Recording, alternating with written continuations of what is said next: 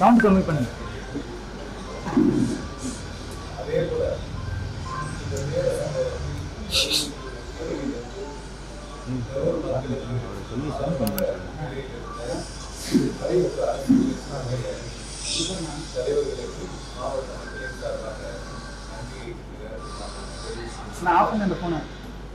யாராலும் எந்த சூழ்நிலையிலும் ஏற்றுக்கொள்ள முடியாத மிக மோசமான ஒரு நேர சம்பவம். ஏறத்தாழ 50 ஆண்டுகால வயதில் 29 ஆண்டுகாலம் பொதுவாழ்விலே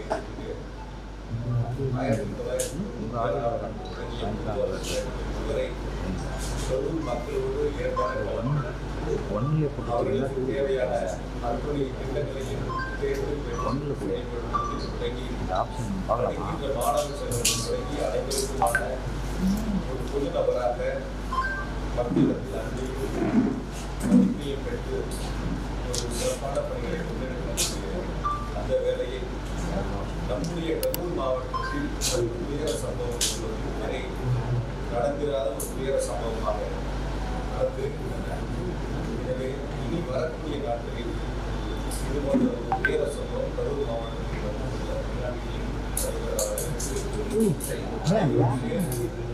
இதற்கான முயற்சிகளை நாம் முன்னெடுக்க நினைக்கிறோம்.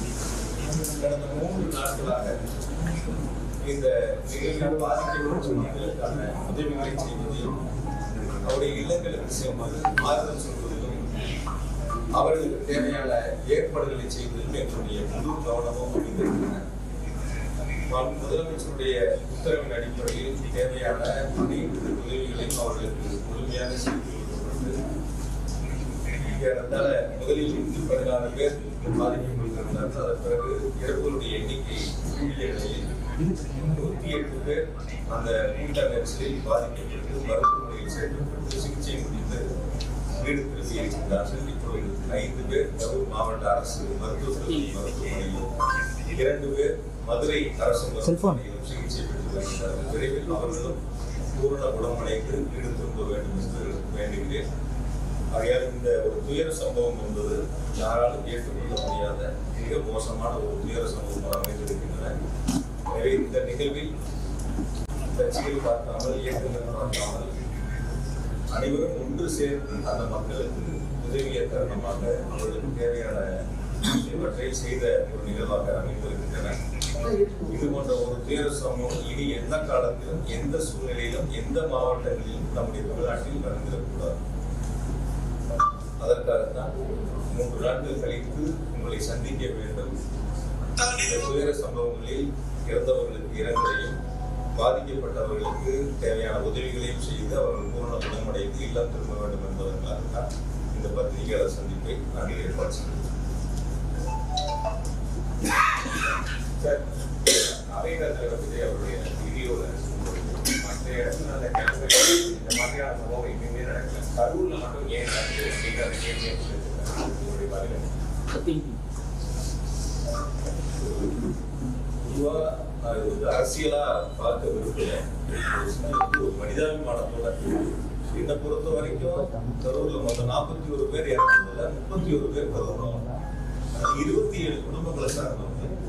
ஒவ்வொரு வகையிலும் நான் நேரடியா அந்த குடும்பத்தோட தொடர்பு உள்ளவன்.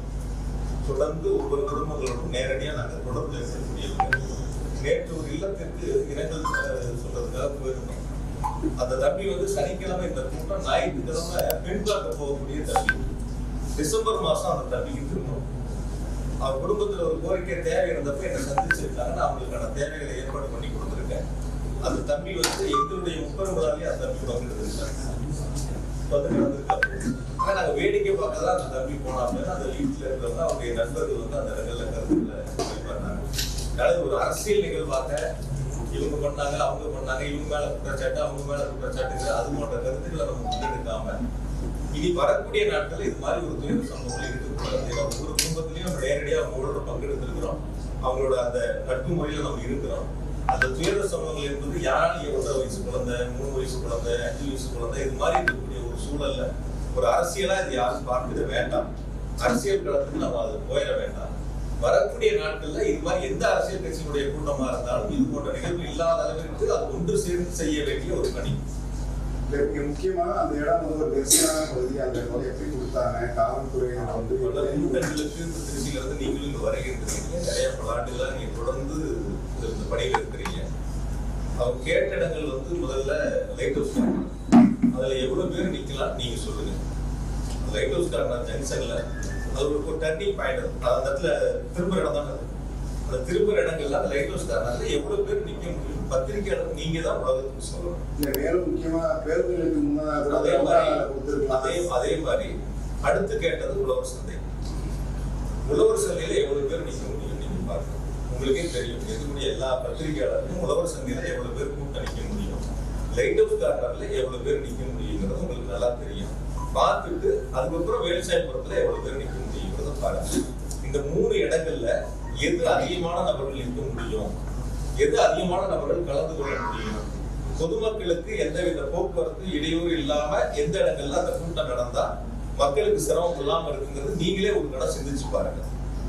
லைட் ஹவுஸ் கார்னர் கொடுத்திருந்தா ஒரு கால் பக்கத்துல அமராவதியார் இருக்கு, இந்த பக்கம் பெட்ரோல் பங்க் இருக்கு, அது ஒரு திரும்புற இடம், நகரை விட்டு வெளியே போற இடத்துல திரும்புற இடங்கள். அந்த இடங்கள் அந்த சந்திப்பு இருந்தா ஒட்டு மொத்தமா மாநகரம் முழுக்க ஒரு போக்குவரத்து நெரிசல் ஏற்பட்டிருக்கும். எனக்கு தெரிஞ்ச வரைக்கும் அந்த இடத்துல இருந்திருந்தா ஒரு அதிகபட்சம் ஒரு 7000 பேர் நிக்கலாம், 5000 இருந்து ஒரு 7000 பேர் நிக்கலாம். நீங்க உழவர் சந்தை கொடுத்திருந்தா ஒரு 3000 இருந்து ஒரு 5000 பேர் நிக்கலாம். சேர் போட்டாலும் நம்ம அந்த இடத்துல ஒரு 2000 சேர் தான் போடுறோம். அது மாதிரிதான் கூட்டங்கள் ஏற்பாடு பண்றோம். பொதுவா ஒரு அரசியல் கட்சி கூட்டம் நடத்துறதுங்கிறது நாங்க நடத்தும் போது 1000 பேர் கலந்துக்கிட்டா அதுக்கான இடத்தை தேர்வு செய்யணும், 5000 பேர் கலந்துக்கிட்டா 80 அடி ரோட்ல போடணும்னு முடிவெடுக்கும். அப்போ ஒரு அரசியல் கட்சி எவ்வளவு கூட்டங்கள் வருகிறதோ அந்த இடத்தை தேர்வு செய்ய வேண்டியது அரசியல் கட்சியினுடைய கடமை. நாங்க இது வரைக்கும் அப்படிதான் பார்த்துருக்கோம். நாங்க முப்பெரும்லா நடத்தணும். இப்ப சமீபத்தில் செப்டம்பர் 17 எங்களுடைய தலைவர் அவர்கள் வருகிறது சிறப்புரையாற்றினாங்க. அப்ப எவ்வளவு பேர் வருவாங்க? நாங்க ஒரு 2 லட்சம் பேர், ஒரு 2 லட்சம் பேர் வருவாங்கன்னு எதிர்பார்த்தா 2 லட்சம் பேர் வந்தாங்க.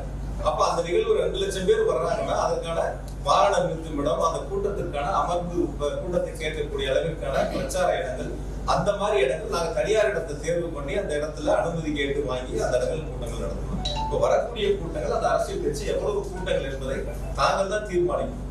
அனுமதி கேட்கும் போது நாங்க 1000 பேர் கலந்துக்கிறேன்னு சொல்லிட்டு வரோம், 2000 பேர் கலந்துக்கிறதும் ஓரளவுக்கு காவல்துறை அதை தீர்மானிக்கிறாங்க, எவ்வளவு பேர் வருவாங்கிறது தீர்மானிக்கிறாங்க. அதுக்கான பாதுகாப்பு காவல்துறை கொடுக்குறாங்க. அப்ப நீங்க ஒரு முப்பெரும்லா நடத்தினா நீங்க எல்லாரும் அந்த கூட்டத்துக்கு வந்துருந்தீங்க. அங்க வரக்கூடிய உங்களுக்கு குடிநீர் பாட்டில் தொடங்கி பிஸ்கட்ல இருந்து என்ன அவங்களுக்கு தேவையோ, ஒரு வேலை யாராவது சுகர்ல இருந்தா கூட அவங்களுக்கு தேவையான வசதி அங்க ஏற்பாடு செய்யப்பட்டதை நீங்க பாத்தீங்க. நான் இந்த குறையா சொல்லுவேன், இந்த விஷயம் யாருமே பத்திரிகைகளை இந்த குறைகளா எடுத்துக்க வேணாம்.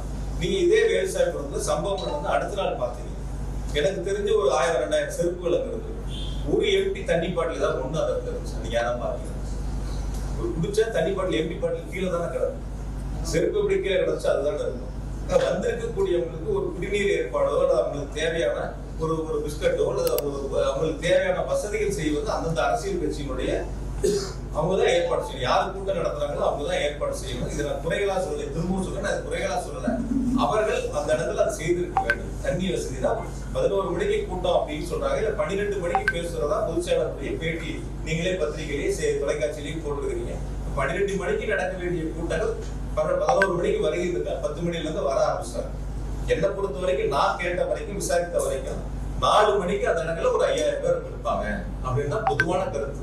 சில பேர் உங்ககிட்ட கூட நானும் பேசினேன், எவ்வளவு பேர் இருந்தாங்கன்னு கேட்கும்போது கூட நீங்க சொன்னீங்க 4000 ஒரு 5000 பேர். அப்ப அது குறித்த நேரத்துல அந்த கூட்டங்கள் நடந்திருந்தாலோ அல்லது 12 மணிக்கு சொல்லி ஒரு 4 மணிக்கு நடந்திருந்தாலும் இது போன்ற ஒரு அசம்பாதங்கள் நடந்திருக்காது அப்படிங்கிறது பொதுமக்களுடைய கருத்தா இருக்கு. அன்னைக்கு சனிக்கிழமை கரூர் சம்பள நாள், 5 மணிக்கு டெக்ஸ்ல வேலை முடிச்சு சம்பளம் வாங்கக்கூடியவங்க, வேலைக்கு போறவங்க, ஒரு பில்டிங் வேலைக்கு போறவங்க, கொத்தனார் சித்தால் வேலைக்கு போறவங்க கூட 5 மணி 6 மணிக்கு முடிச்சுட்டு சம்பளம் வாங்கிட்டு வீடுகளுக்கு செல்லக்கூடியவங்க அந்த இடத்துல பெருந்தெல்லாம் வருகிட்டு இருக்காங்க அப்படிங்கிறது தான் பொதுமக்களுடைய கருத்தா இருக்கு. ஆகவே அந்த ஏற்பாடுகள் என்பது காவல்துறை பாதுகாப்பு கொடுக்கும், அரசு கேட்கக்கூடிய இடங்கள் கொடுக்கும். நான் இன்னும் கூட கொஞ்சம் நீங்க வெளிப்படையா பிராக்டிகலா பத்திரிகையாளர்கள் நீங்க இது மக்களுக்கு சொல்ல வேண்டிய கடமை உங்ககிட்ட இருக்கு. இப்ப அரசு கொடுக்க வேண்டிய இடங்கள் எவ்வளவு, எந்தெந்த இடங்கள், அந்த இடங்கள்ல கேட்கும் போது அரசு கொடுக்குது. இன்னும் கூட அரசியலா கூட சில நேரங்கள் எடுத்துக்கிறாங்க. இந்த இடங்கள் கேட்டா கொடுக்கல, அந்த இடங்கள் கேட்டா கொடுக்கல அப்படின்னு சொல்ல அரசு ஒரு அரசியலா பண்ண ஆரம்பிக்கிறாங்க. அப்ப கேட்கக்கூடிய இடங்கள் நம்மளுடைய தலைவர் பேசக்கூடிய வரக்கூடிய மக்களுக்கு போதுமான இடமான யார் தீர்மானிக்கும்? அது அரசியல் கட்சிகள் தான் தீர்மானிக்கும். இப்ப நாங்க தீர்மானிக்கிற முன்னுரிமைக்கு 2 லட்சம் பேர் வந்தாங்கன்னா இந்த இடம் போதுமானது தனியார் இடத்துக்கு போறோம். அந்த மாதிரி அந்த அரசியல் கட்சிகள் தான் இடங்களை தேர்வு செய்கின்ற பொழுது இந்த இடம் சரியா வருமா, அரசாங்கத்துல இருக்கக்கூடிய காலி இடங்கள்ல ஏற்கனவே அனைத்து கட்சி கூட்டம் போட்டு அந்த கூட்டத்துல தீர்மானிக்கப்பட்ட 11 இடங்கள்ல அனுமதிக்கப்பட்ட இடங்கள்ல அனுமதி என்பது கொடுக்குறாங்க. அதனால இது குறைகளா நான் சொல்லல, குற்றச்சாட்டுகளா சொல்ல. இனி வரக்கூடிய நாட்களையாவது இந்த எல்லா அரசியல் இயக்கங்களுமே இது போன்ற தவறுகள் வராத அளவிற்கு சரி செய்து கொள்ளுங்க. சார், மாற்று கட்சியினர் கூட்டத்துக்கு வந்துட்டாங்க அப்படின்னு சொல்லிட்டு குற்றச்சாட்டு வைக்கிறது. செருப்புலாம் எப்படி வீசுவாங்க தலைவர் மேல? ஜெனரேட்டரை யார் ஆஃப் பண்ணுவாங்க? மின்சாரம் துண்டிக்கப்பட்டது. முக்கியமா ஆபாச வார்த்தைகள் நிறைய ஆடியோ எல்லாம் வருது. அப்படி ஒரு மாதிரி மாற்று கட்சியினர் புகுத்தப்பட்டாங்க. எல்லா தொலைக்காட்சிகளும் லைவ்ல வச்சிருக்காங்க. ஆங்கில தொலைக்காட்சிகள், தமிழ் தொலைக்காட்சிகள் உட்பட எல்லாரும் லைவ்ல இருக்கு. சில சோசியல் மீடியாவும் யூடியூப் சேனல் வரைக்கும் எல்லாரும் லைவ்ல இருக்கு. அப்படி ஒரு சம்பவங்கள் அங்க இருந்திருந்தா உங்க கண்ணுல உங்க லைவ்ல எதுவும் படாம இருந்திருக்குமா? வெளிப்படையா பேசுங்க. அதாவது ஒரு அரசியல் கருத்துக்காக ஒருத்தர் கேட்கக்கூடிய கேள்வி இன்னொரு இடத்துல கேட்கறது, நான் சொல்ற பதிலுக்கு இன்னொரு இடத்துல கேட்கிறது இல்லாம இது 41 பேர் இறப்பு சம்பந்தப்பட்ட ஒரு நிகழ்வு. பொதுவா ஒரு 100க்கும் மேற்பட்டோர் பாதிக்கப்பட்ட ஒரு நிகழ்வு, ஒரு துயர சம்பவம். அப்ப நம்ம நாட்டு மக்களுக்கு எந்த இடங்கள்ல தவறு இருக்குன்னு சொல்ல வேண்டிய கடமை பத்திரிகை தொலைக்காட்சிகிட்டே இருக்கு.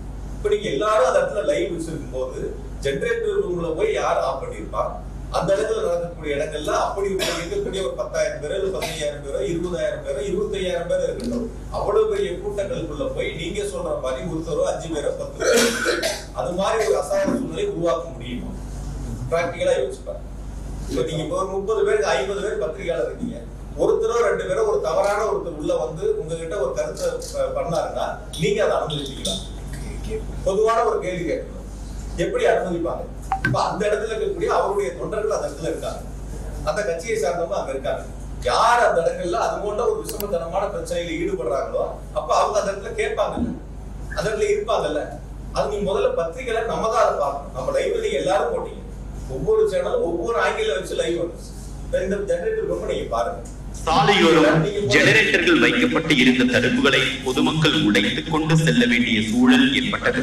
அப்போது விஜயின் பரப்புரை ஏற்பாட்டு குழுவை சேர்ந்தவர் ஜெனரேட்டரை ஆஃப் செய்தார். இந்த காட்சியை நியூஸ் 18 தமிழ்நாடு தொலைக்காட்சி பதிவு செய்துள்ளது.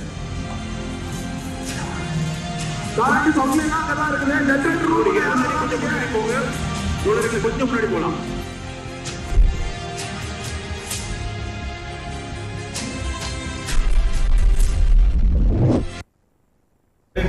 சுத்தி பாதுகாப்பா தகர வச்சு அடைச்சிருக்காங்க. வெளியில கூட்ட நெரிசல் ஏற்படுகின்ற பொழுது அதை தாங்க முடியாம அந்த கும்பல் அந்த தடுப்புகளை உடைச்சு உள்ள வர்றாங்க. உள்ள வரும்போது அந்த ஜெனரேட்டர் அங்க யார் அந்த ஜெனரேட்டர் ஏற்பாடு பண்ணாங்களோ, இன்னும் கூட நான் அதை விளக்கமா சொல்றேன். இந்த ஜெனரேட்டர் ஆஃப் ஆகும்போது கூட ஸ்ட்ரீட் லைட் ஆஃப் ஆகும். இந்த ஜெனரேட்டர் ஆஃப் ஆகும்போது என்ன ஆகுதுன்னா அவங்க கூடுதலா போட்ட லைட் இருக்கு இல்லையா, அது மட்டும் தான் ஆஃப் ஆயிடுது. எந்த இடங்களையும் அப்ப கூட இபி சப்ளை கட் ஆகல, ஸ்ட்ரீட் லைட் ஆஃப் ஆகுது. அது நீங்க ரொம்ப தெளிவா பாருங்க. உங்களை மாதிரி இருக்கக்கூடிய தொலைக்காட்சிகள் தான் லைவ் பண்ணியிருக்காங்க அந்த நேரங்கள்ல. அதுதான் நம்ம டியூட்டி கிளாஸ். அப்ப அவங்க மக்கள் கூட்ட நெரிசல் அதிகமாகி அந்த இடங்கள்ல தாக்கு பிடிக்க முடியாம இன்னொரு இடத்துல தேடி போகும்போது அந்த தடுப்பை உடைச்சு உள்ள போய் அதன் மூலியமா அது சப்ளை கட் பண்றாங்க. அதுக்கான நிகழ்வு அது அவங்களுடைய பொறுப்பு. அதுதான் அவங்க பார்த்திருக்காங்க. நீங்க இதுதான் நீங்க லைவ் பண்ணிருக்கீங்க. இதுல எந்த இடங்கள்ல யாராவது பாருங்க.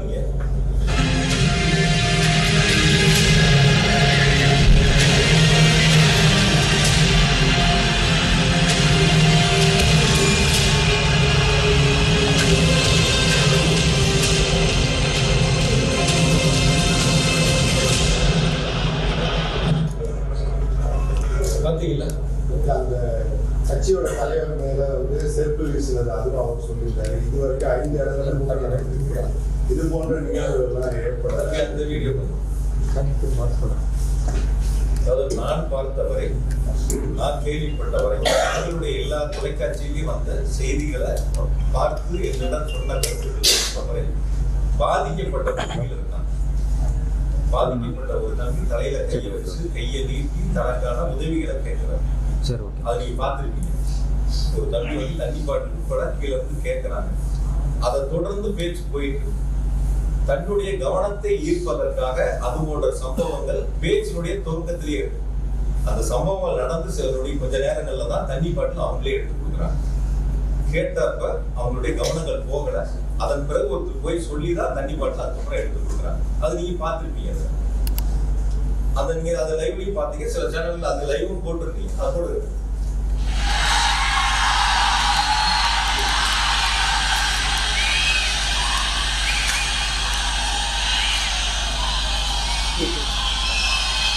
ஆம்புலன்ஸ்ல நம்ம கூட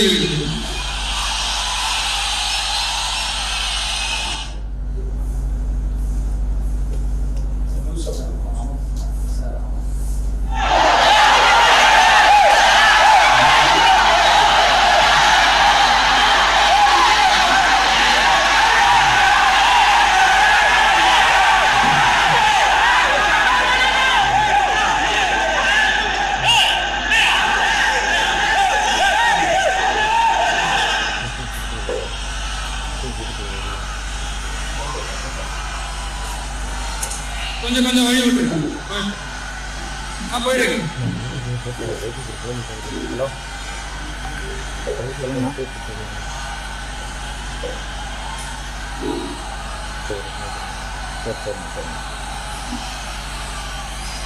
சூப்பர் சூப்பர் சூப்பர்.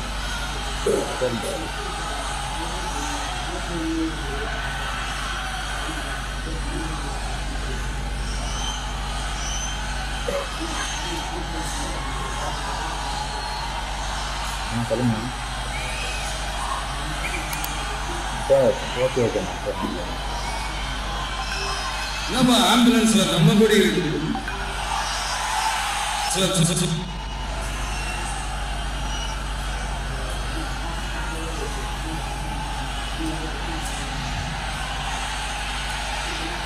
என்னாச்சு?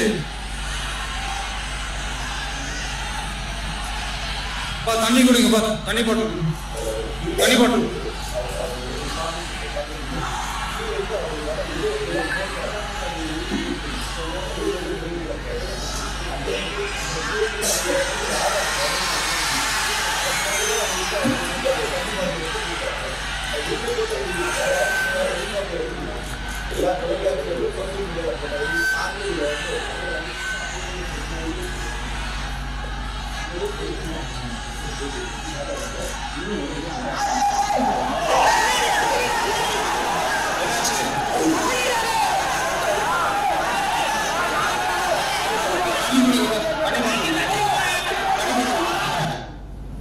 பொதுவா ஒரு அரசியல் கட்சினால கருத்துக்காக அரசியல் ஒரு அரசியல் எந்த அரசியல் கட்சினாலும் சரி ஒரு கூட்டங்கள் நடக்கின்ற பொழுது அந்த அரசியல் கட்சியினுடைய தலைவர்கள் சீட்டோட அந்த வாகனத்துடைய பிரச்சார வாகனத்துடைய முன் சீட்ல இருப்பாங்க. அல்லது கூட்டம் அதிகமாக இருந்தால் அந்த வாகனத்துக்கு மேலே ஏறி இருக்கக்கூடிய பொதுமக்களையும் தன்னுடைய தொண்டர்களையும் பார்த்து கையசிப்பாங்க. ஆனா இந்த கூட்டத்தில் நடந்தது நீங்க எல்லாருமே லைவ் போட்டீங்க. ஏறதால கூட்டத்துக்கு ஒரு 500 பேருக்கு முன்னாடியே வந்து வாகனத்தின் ஸ்கிரீன் போட்டாச்சு, லைட்டா பண்ணி முன்சீட்ல தான் எல்லாரும் உட்காரவங்க கையசிப்பாங்க, மேல நின்று கையசிப்பாங்க. இது வழக்கமான அரசியல் தலைவர்கள் செய்யக்கூடிய ஒரு நிகழ்வு. ஆனா இது அது நேர்மாறா வந்து அந்த 500 மீட்டருக்கும் ஏறத்தால் அந்த வாகனத்துக்கு செல்வதற்கு 1 மணி நேரம் அதை கடந்து செல்வதற்கான சூழல் உருவாயிடும். அந்த இடங்கள்ல கூட எனக்கு சொன்ன வரைக்கும் காவல்துறை வந்து கூட்ட நெரிசல் அதிகமா இருக்கு. கொஞ்சம் முன்னாடியே வாகனத்துல முன்பகுதியில நின்று அங்க இருந்து நம்ம திருக்கம்பி ரவுண்டானால இருந்து கையசிச்சிருந்தாலோ அல்லது மேல இருந்து கையசிச்சிருந்தாலோ அந்த இடங்கள்ல இது போன்ற கூட்ட நெரிசல் வந்திருக்காது அப்படிங்கிறது பொதுவான மக்களுடைய கருத்து. ஆக எல்லா இருக்கக்கூடிய மக்களும் கூட்ட இடத்திற்கு வர வேண்டும் என்பதற்காகவே இது போன்ற ஒரு நிகழ்வு ஏற்பட்டதா என்பது பொதுமக்களுடைய ஒரு சந்தேகமா. தன்னை பார்க்க வேண்டியவங்க எல்லாரும் பொதுமக்கள் அந்த பொதுக்கூட்டம் நடக்கக்கூடிய இடங்களுக்கு வந்தாதான் சரியா இருக்கும். அது வரைக்கும் முன்சீட்ல இருக்கக்கூடியவங்க அந்த கூட்டத்துக்கு 500 மீட்டருக்கு முன்னாடி ஏன் வந்து வண்டிக்கு வாகனத்துக்கு உள்ள போகணும், ஸ்கிரீன் போடணும், லைட் ஆஃப் பண்ணணும்? இது ஒரு பொதுவான எதிர்மறையான கேள்விகள் இருக்கு. நான் இருக்கக்கூடிய பத்திரிகையாளர் எல்லாத்துக்கும் கேட்கிறேன். தொடர்ச்சியா எங்களுடைய இயக்கத்தின் சார்பில் பத்திரிகையாளர் சந்திப்பு நடத்தினாலும் இது மாதிரி கேள்விகள் தெரியும். சோசியல் மீடியாலே இது போன்ற கேள்விகள் இருக்கு. இதுவரைக்கும் யாராவது இந்த கூட்டம் நடத்தின அரசியல் கட்சியினுடைய தலைவர்கள், 2ஆம் கட்ட தலைவர்கள், அடுத்த நிலையில் இருக்கக்கூடியவங்க யாருக்கிட்டையாவது ஒரு கேள்வி ஒன்று முன் வச்சிருக்கணும், இல்ல அவங்களால அதுக்கான விளக்கங்கள் சொல்ல முன் வந்துருக்கணும். ரெண்டும் எதுவுமே இல்லை. ரவுண்டானால அவர் மேல பஸ் மேல ஏறின்னு அவரு நீங்க பார்த்துட்டு தான் போனாரு அப்படின்னு அது வீடியோ கூட ரவுண்டானா வரைக்கும் முன் வரிசையில நின்றவங்க மேல நின்றவங்க வந்தவங்க ரவுண்டானால ஒரு இடங்கள்ல மேலேறி கையை காட்டிட்டு கீழே போறாங்க. ரவுண்டானா முடிஞ்சதுக்கு அப்புறம் கூட்ட அரங்கத்துக்கு போற வரைக்கும் ஏன் உள்ள போகணுங்கிறது தான் பொதுமக்களுடைய கேள்வி. அப்ப அந்த வழிநெடுகிற இந்த 500 மீட்டர் தூரத்துக்கு நின்றவங்க முன் சீட்ல இருந்திருந்தாலோ மேல இருந்திருந்தாலோ அங்கேயே பார்த்துட்டு அப்படியே போயிருப்பாங்க. கூட்டத்துக்குள்ள வந்திருக்க மாட்டாங்க. தன்னோட வந்த 4000 பேர் கூட்டமும் சேர்ந்து உள்ள வரும்போது தான் இது போல நெரிசல் ஏற்படுது. அது சில தினங்களுக்கு முன்பா அதிமுக கூட்டம் நடக்குது. ஒரு 15000 பேர் வரைக்கும் அங்க கலந்துருப்பாங்க. அந்த கூட்டங்கள்ல எந்தவித பாதிப்புகளும் இல்லாம இருக்கு. அப்ப இந்த கூட்டங்கள்ல மட்டும் எப்படி பாதிப்புகள் வந்து வழக்கமா ஒரு கருத்து சொல்லுவாங்க. இந்த சகோதரர் கூட கேட்டார், வழக்கமான ஒரு கருத்து சொல்லுவாங்க. நான் ரெகுலரா வண்டி ஓட்டுவேன், கார் ஓட்டுவேன். எல்லா நாளும் நான் வேகமா தான் போவேன். சில நாளா நான் கார் ஓட்டிட்டு இருக்கேன், ஆனா எல்லா நாளும் வேகமா தான் போவேன். ஒரு நாளும் ஆக்சிடென்ட் ஆகல. இன்னைக்கு மட்டும் எனக்கு எப்படி ஆக்சிடென்ட் ஆச்சுன்னு ஒருத்தர் கேட்கற மாதிரி இருக்கு. எல்லா ஊர்லயும் கூட்டம் நடத்துறேன், எந்த ஊர்லயும் நடக்கல, இந்த ஊர்ல மட்டும் ஏன் நடக்குங்கிற கேள்வி. நான் எல்லா நாளும் வண்டி ஓட்டுறேன், வேகமா தான் ஓட்டுறேன். ஆனா இந்த நாள் மட்டும் இன்னைக்கு மட்டும் எனக்கு எப்படி என் கார் ஆக்சிடென்ட் ஆச்சுன்னு கேட்கற மாதிரி இருக்கு. எல்லா ஊர்லயும் எவ்வளவு பேர் மயக்கம் அடைஞ்சாங்க, எவ்வளவு பேர் மருத்துவமனையில் அனுமதிக்கப்பட்டாங்க. விக்கிரவாண்டியில நடந்தப்ப இறந்தது, மதுரையில மாநாடு நடந்தப்ப இறந்தது. ஒவ்வொரு ஊர் வரையும் தெளிவா அரசின் சார்பில் விளக்கம் சொன்னாங்க. அது எல்லாரும் உங்களுக்கும் தெரியும். அப்ப ஒவ்வொரு கூட்டம் நடக்கக்கூடிய நிகழ்வுலையும் அது போன்ற சம்பவங்கள் நடந்துகிட்டு இருக்கு. அதற்கு பிறகாவது சரி செய்யக்கூடிய ஒரு சூழலை உருவாக்கி இருக்கணும். அது உருவாக்காம இருந்திருக்காங்க. இனி வரக்கூடிய நாட்களையாவது அது சரி செய்யும். தாலைக்கா அதை செய்யல. ஆனா காவல்துறையினர் இவ்வளவு கூட்டம் அதிகமாகுது, அந்த இடத்துல அவ்வளவு சதுர கிலோமீட்டர் பரப்பளவுதான் இருக்கு, கூட்டத்தை தடுத்துருக்கலாம், அது யாரும் பண்ணலன்னு அவங்களும் கூட்டத்தை எல்லாரோட கேள்வியும் அதான். காவல்துறையினர் சொன்னது இப்ப நீங்க கேட்டீங்கல்ல, 500 மீட்டருக்கு முன்னாடியே அந்த வண்டி கூட்ட ஆரம்பிக்கிற இடத்துலயே நிறுத்தி பேசலாம், ஓரளவுக்கு உள்ள போனா போதுமானது சொல்லி அவங்க கேட்கல. நீங்க அந்த இடங்கள் வரைக்கும் போகணுங்கிறத உள்ள போயே தீரணுங்கிறதுல அவங்க உறுதியா இருக்கும்போது காவல்துறை சொல்லி அவங்க கேட்கல. கேட்டிருந்தா இது ஒரு சம்பவங்கள் வந்திருக்காது. காவல்துறையினுடைய எந்த பேச்சையும் அவங்க கேட்காம வச்சிருந்தா, நான் இன்னும் கூட கொஞ்சம் சொல்றேன், இந்த விசாரணை இருக்கு, விசாரணை கமிஷன் விசாரிச்சுக்கிட்டு இருக்காங்க.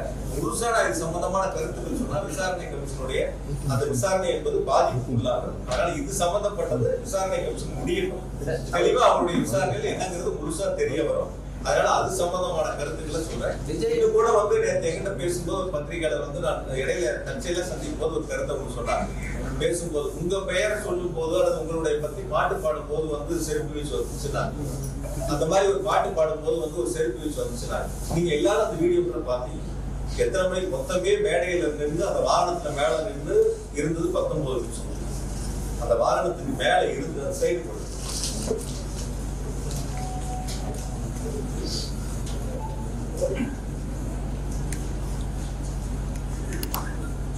ஜூம் பண்ணிக்காரு.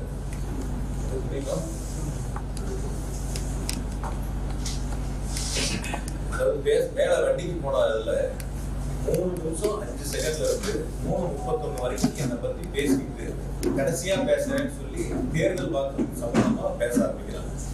5:35க்கு கரூர் விமான நிலையத்தை பத்தி திரும்ப பேசுறாங்க. பேச ஆரம்பிச்சு பேச்சு இருந்தது. 6 மணிக்கு மயங்கி விழுந்தவங்களுடைய பகுதியிலிருந்து முதல் செருப்பு அந்த செருப்பு வீசுறாங்க. இது பேச ஆரம்பிச்சு 6வது நிமிஷத்துல அந்த சம்பவம் நடக்குது.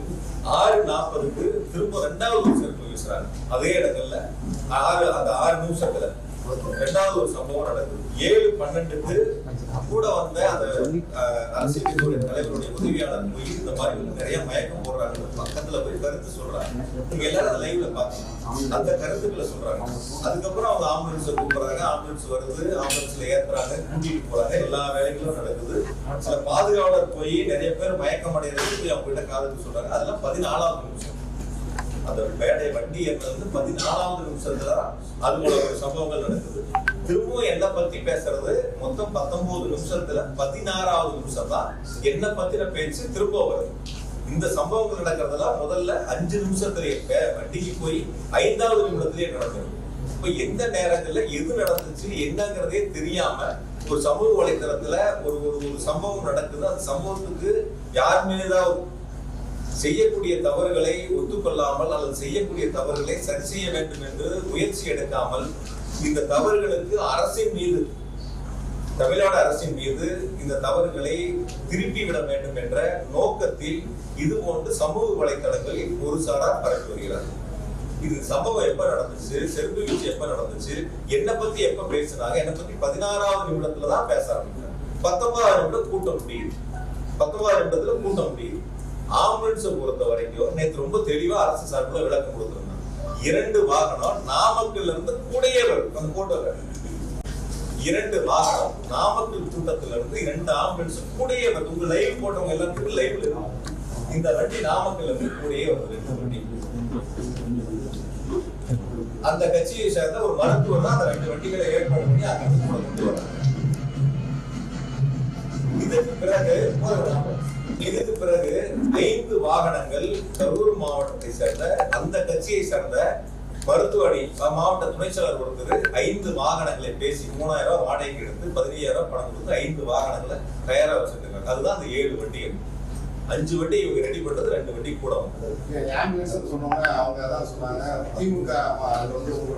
எந்த இடங்களையும் யாராவது ஒருத்தர் நான் கூட சங்கடங்கள் பட்ட எங்க நிர்வாகிகள் மேல எந்த இடங்கள் அந்த தவறு நடந்துச்சுன்னா மருத்துவமனையில பிரேத பரிசோதனை முடிஞ்சு போகும்போது அந்த மருத்துவமனையை சேர்ந்த ஒரு சகோதரர் அந்த தவறு பண்ணார்.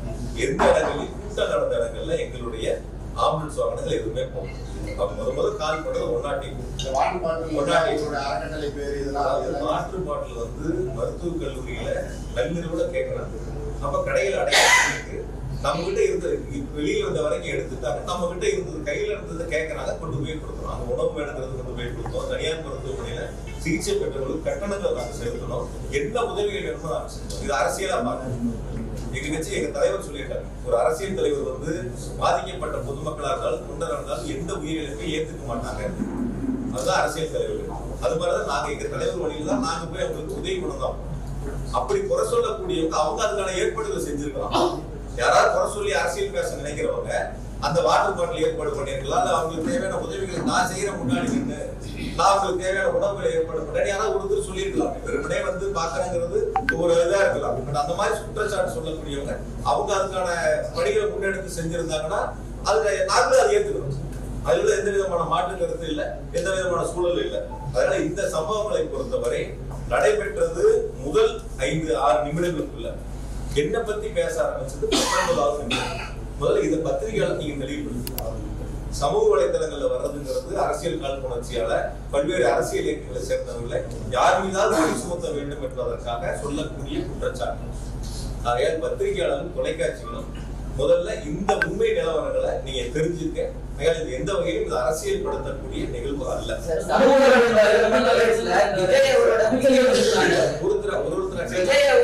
வீடியோல சொல்லியிருக்காரு சிஎம் சார் அப்படின்னு சொல்லி மென்ஷன் பண்ணி சிஎம் சார்னு மென்ஷன் பண்ணி அவர் சொல்றாரு அவரோட வீடியோ.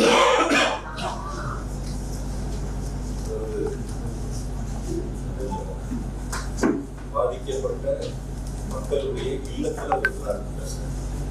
நான் என்னை பொறுத்த வரைக்கும் என் குடும்பத்தை நேசிக்கிறத என்னுடைய மாவட்ட மக்களுடைய தொகுதி மக்களை நான் ரொம்ப அளவுக்கு அதிகமா நேசிக்கக்கூடியவன். ரொம்ப அளவுக்கு அதிகமா அவங்க உண்மையா இருக்கணும்னு நான் நினைக்கக்கூடியவன்.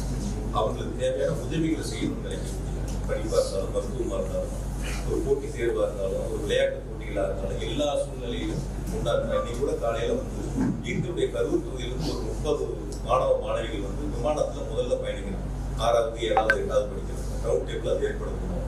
என்னையும் அதுல அழைச்சிருந்தாங்க. நான் எனக்கு டிக்கெட் போட்டிருந்தேன். நான் அவங்க போய் விமான நிலையத்துல வழி அனுப்பிட்டு நாங்க வரேன். ஏன்னா நான் என்னால அவங்க போக முடியல. அவங்களை வழி அனுப்பிட்டு வரேன். அப்ப தொகுதி மக்களோட மாவட்ட மக்களோட 2 நேரம் கலந்து எந்த சூழ்நிலையும் எங்களுடைய தலைவர் பிறந்த நாள் வந்தா கூட ஒரு அரசியல் கட்சி பார்த்து இவங்க எந்த கட்சியை சார்ந்தவங்களும் பார்த்து நான் உதவி பண்ணதே இது வரைக்கும்.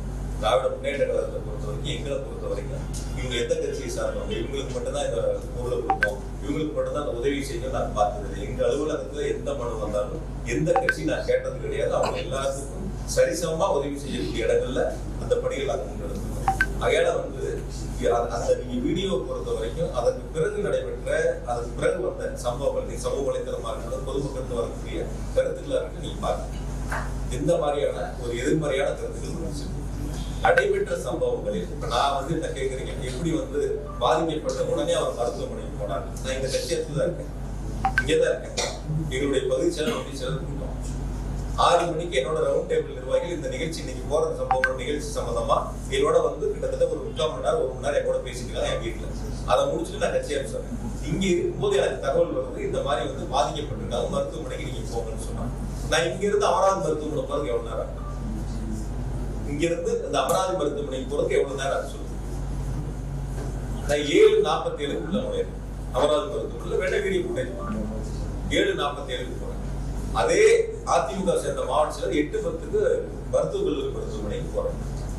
இப்ப நான் போகும்போது மருத்துவமனையில கூட எல்லா கட்சியை சேர்ந்த சில சகோதரர்கள் அங்க இருந்தாங்க. ஆம்புலன்ஸ் சொல்லி வரும்போது அந்த வரக்கூடிய பாதிக்கப்பட்டவங்களை இறக்கி உள்ள கொண்டு மருத்துவமனையில சேர்த்து உதவி செய்யக்கூடிய சமூகங்கள் எல்லாரும் ஈடுபட்டிருந்தாங்க. அதனால பாதிக்கப்பட்டது தகவல் தெரிஞ்சோடனே இப்ப டிக்கெட் போட்டு சென்னைக்கு போக சொல்றீங்களா? மக்கள் பாதிக்கப்பட்டு ஒரு பக்கம் மருத்துவமனையில் அனுமதிக்கப்பட்ட சூழல்ல நான் சம்பவ இடத்துக்கு போகாம நான் டிக்கெட் போட்டு சென்னைக்கு போயிடவா? யாருக்கு பதில் சொல்லாம, யாருக்கு உதவி செய்யாம, அப்படிப்பட்ட ஒரு சூழலை சில பேர் எதிர்பார்க்கறாங்கன்னு நான் நினைக்கிறேன். நான் இன்னைக்கு இல்ல, இனி எப்ப இருந்தாலும் நான் இருக்கிற வரைக்கும் எங்க மாவட்ட மக்களுக்கு, என்னுடைய தொகுதி மக்களுக்கு எந்த பாதிப்புனாலும் நான் முன்னாடி நான் மட்டும் இல்லை, நிர்வாகிகள் அதான் எங்களுக்கு எங்க தலைவர்களுக்கு கொடுத்துருக்கோம். அதுல நீங்க பிரதர் சொன்ன மாதிரி அவருடைய கருத்தை கேட்டு ரொம்ப நாள் 3 நாள் கழிச்சு ஒரு வீடியோ பதிவிட்டு இருக்காரு. அதெல்லாம் விசாரணை முடியட்டும். நான் சொல்றதை பொறுத்த வரைக்கும் எங்கள் இயக்கமே அல்லது வேறு எந்த இயக்கமா இருந்தாலும் ஒரு தவறு நடந்துவிட்டால் அந்த தவறு அது சராசரி ஒரு அரசியல் கட்சி, ஒரு அரசியல் தலைவர் செய்யக்கூடிய கடமை பொருள். நடந்த தவறுகளை ஒரு மீது திசை திருப்பி, ஒரு அரசின் மீது திசை திருப்பி மடைமாற்றம் செய்வதற்கு முயற்சி எடுத்தால் ஒருபோதும் மக்கள் ஏற்றுக்கொள்ள மாட்டார். அது ரொம்ப தெளிவாக நேற்று பேசும்போது கேட்டார், ரொம்ப கட்டுக்கடங்காத கூட்டமான்னு கேட்டார். நான் சொன்னேன், கட்டுக்கடங்காத கூட்டம் அல்ல, கட்டுப்பாடுங்கிற கூட்டம். கட்டுக்கடங்காத கூட்டம் 15,000 பேர் அதிமுக ஒன்னாங்க, 25,000 பேர் வைக்கும். 10,000 பேர் அந்த இடத்துல கூடுதலா நிக்க முடியாதா? நிக்கிறதுக்கான இட வசதி இல்லையா? ஒரு கட்டுப்பாடான கூட்டத்துக்கு கட்டுப்பாடற்ற கூட்டத்துக்கு வித்தியாசம். எந்த கட்சியினாலும் ஒரு கட்டுப்பாடு. ஒரு தலைவர் வர்றாங்கன்னா, எங்க தலைவர் வர்றாங்கன்னா அந்த வாகனத்துக்கு முன்னாடி எங்களுடைய 2ஆம் மட்ட தலைவர்கள் அல்லது அந்த மாவட்ட செயலர் வாகனத்துக்கு முன்னால் சென்று தொண்டர்களை ஒழுங்குபடுத்தி, பொதுமக்களை ஒழுங்குபடுத்தி நிற்க வைத்து, தலைவரை பார்க்க வைத்து அந்த பொதுக்கூட்டங்களில் பங்கு பெற செய்வார்கள். அது மாதிரி ஒரு சூழல் இதுல இருந்துச்சா? யாராவது பார்த்தீங்களா? யார் சொல்லியாவது யாராவது கேட்டாங்க? காவல்துறை சொல்லியாவது யாராவது கேட்டாங்க? அந்த வாகனத்துக்கு முன்னாடி 2ஆம் மட்ட தலைவர் யாராவது ஒழுங்கா வழிநடத்தி எடுத்துட்டு போனாங்களா? அதாவது 2 வகைகளா நீங்க பிரிக்கணும். அரசு செய்ய வேண்டியது, ஒரு அரசியல் கட்சி நடத்தக்கூடிய மாநாடாக இருக்கட்டும், பொதுக்கூட்டமாக இருக்கட்டும், ஒரு கண்டன ஆர்ப்பாட்டங்களாக இருக்கட்டும், அரசு செய்ய வேண்டியது ஒரு வகை. அந்தந்த அரசியல் இயக்கம் செய்ய வேண்டியது ஒரு வகை. அரசு செய்ய வேண்டிய கடமை சரியான நேரத்தில் சரியான முறையில் செய்திருக்கிறார். அரசியல் இயக்கங்கள் செய்ய வேண்டிய கடமைகள் அந்த கூட்டத்தில் முழுவதுமாக செய்ய தவறியதான். ஒரு சிலர் செஞ்சிருக்கலாம். என்கிட்ட கூட இன்னும் கொஞ்சம் கேட்டாங்க, அந்த கூட்டம் அந்த அளவுக்கு ஒளிபெருக்கி குறைவான ஒளிபெருக்கி தான் இருந்து, பின்னாடி இருக்கிறதுலாம் பேசுறது கேட்கல, உள்ள வந்தாங்க. அந்த அரசியல் கூட்டங்கள்ல பேசுறது எவ்வளவு நேரம்? 19 நிமிஷம் வண்டியில் இருந்து பேசுறது என்ன பொறுத்த வரைக்கும் அதிகபட்சம் ஒரு 10 நிமிஷம் இருக்கும். அது சொல்லப்பட்ட கருத்து தேர்தல் வாக்குறுதி சம்பந்தமான ஒரு 4-5 கருத்து, என்ன பற்றி ஒரு 2 கருத்துக்கள், அவ்வளவுதான். அதிகபட்சம் ஒரு 10 நிமிஷம் இருக்கும். எவ்வளவு நேரம்? ஒரு 10ல இருந்து 12 நிமிஷம். இதுதான் அந்த கூட்டங்களில் நடைபெற்ற பேச்சுக்கள். ஒரு அரசு செய்ய வேண்டிய கடமைகளை அரசு சரியாக செய்திருக்கிறது. நான் அப்படிதான் நினைக்கிறேன். என்கிட்ட சொல்ல பகிர்ந்த மக்களும் அப்படிதான் சொன்னாங்க. அரசியல் இயக்கங்கள் செய்ய வேண்டிய கடமைகளை சரியாக செய்யும். அது என்ன பொறுத்த வரைக்கும் அந்த கூட்டங்கள்ல சரியா நடந்தது என்பதை நீங்க தான் செய்யணும். நீங்க அந்த களத்துல இருந்தீங்க, அங்கிருந்து நேரடியா பார்த்தீங்க. அப்ப அந்த அரசியல் இயக்கம் சரியான கருத்துக்களை, சரியான பணிகளை அந்த இடங்கள் முழுவதுமாக செய்தார்களா நீங்க தான் பார்க்கணும். டிரான்ஸ்லேட் பண்ணவர் கூட வேற ஒரு கருத்தை திணிக்க முயற்சிக்கிறாரு. பட் ஆனா அவர் அந்த கூட்டம் நடத்தின கட்சியை தான் சொல்றாரு. கூட்டம் நடத்தின கட்சி தான் சரியா ஏற்பாடு பண்ணலன்னு அவர் அந்த கருத்தை சொல்றாரு. ஆக எடுத்திருக்கக்கூடிய அந்த அவங்க உண்மை கண்டறிக்குள்ள அவங்க எடுக்கட்டும். கருத்துக்களை யாருனாலும் சொல்லி விசாரணை ஆணையத்தின் முன்பு அவங்களுடைய கருத்துக்களை சொல்லலாம். யார் சைடு தவறு இருக்கு, என்ன தவறுகள் இருக்குங்கிறத அந்த விசாரணை ஆணையத்துக்கு முன்னாடி போய் அவங்க கருத்துக்கள் சொல்லட்டும். ஆணையம் இறுதியா முடிவெடுக்கும். இல்ல அரசியல் நான் சொல்லல, அரசியல் ரீதியான்னு சொல்லல. அவங்களுடைய கருத்துக்களை அவங்க கேட்கறாங்க. கேட்ட 2-3 பேர்த்துக்கிட்ட எனக்கு பார்த்த ஒரு கருத்து, அவர் அந்த அரசியல் கட்சி சரியா செய்யலன்னு சொல்றாங்க. இன்னொருத்தர் வேறு விதமான கருத்துக்களை சொல்லியிருக்கலாம். அந்த கருத்துக்களை விசாரணை ஆணையத்தில் சொல்லும் போது அதற்கான ஆவணங்கள் அவங்க கேட்கும்போது கொடுக்குறாங்கன்னு வச்சுக்கங்களேன். சரியா தவறான விசாரணை ஆணையம் தானே முடிவெடுக்கும். அதில் விசாரணை ஆணையத்தினுடைய இதில் நாங்கள் எதுவும் தலையிட முடியாதுல்ல. இப்போ நான் சொல்கிற கருத்து அது சரியாக இருக்காதுல்ல. அதனால் அவங்க விசாரிக்கப்பட்ட உண்மையை கண்டறிவுக்குள்ளே எங்கெல்லாம் போக வேண்டியதெல்லாம் போகாமல் விட்டாங்க. இங்கே வந்திருக்காங்க, பரவாயில்ல, வரட்டும், சந்தோஷம், வரவேற்போம். அவங்களும் உண்மையை கண்டறிஞ்சு ஆணையத்திட்ட சொல்லட்டும், விசாரிக்கட்டும்.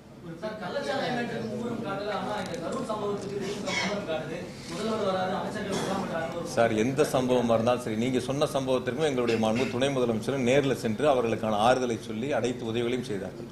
தமிழ்நாடு அரசை பொறுத்த வரைக்கும் யார் பாதிக்கப்பட்டாலும், எந்த சூழ்நிலையில் பாதிக்கப்பட்டாலும், எந்த தேசத்தில் பாதிக்கப்பட்டாலும் அரசு அவர்களுக்கு துணை நிற்கும். அதில் குறிப்பாக முதலமைச்சர்கள் முன்னின்று அவர்களுக்கு துணை நின்று அவர்களை காப்பாற்றக்கூடிய இடங்கள்ல ஒரு பணிகளை முன்னெடுத்திருக்கின்றார்கள். அது எந்த மாநிலமா இருந்தாலும் சரி, எந்த நாட்டில் இருந்தாலும் சரி. வெளிநாடுகளில் பாதிப்பு இருக்கிற போது தமிழ்நாடு அரசு தான் முன்னாடி நிற்குது.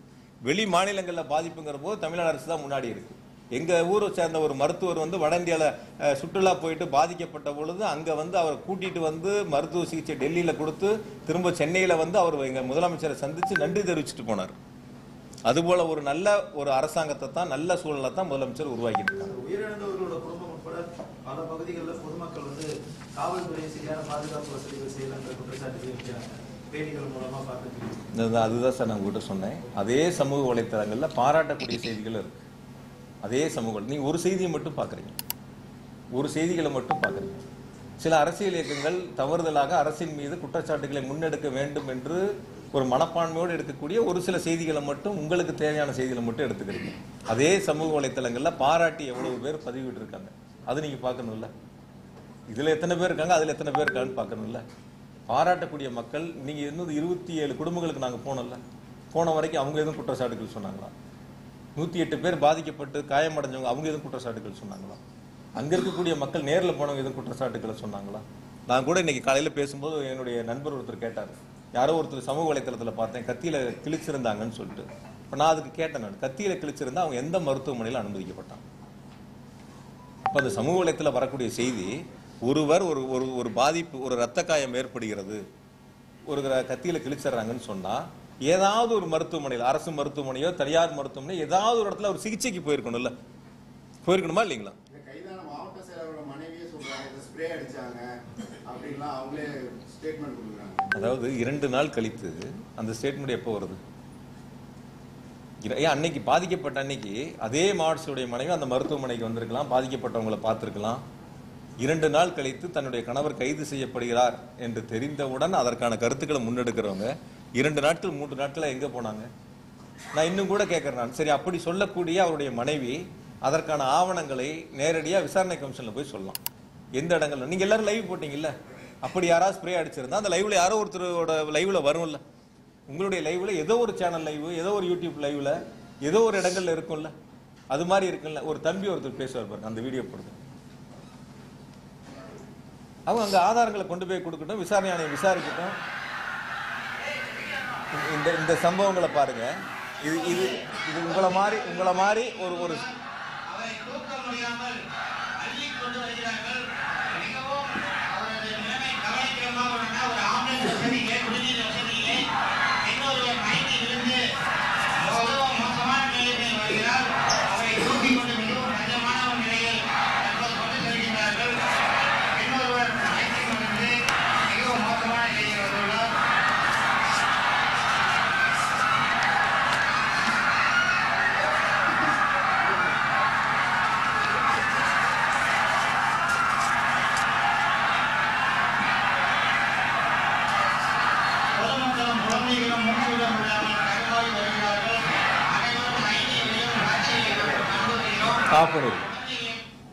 பாத்தீங்கல்ல.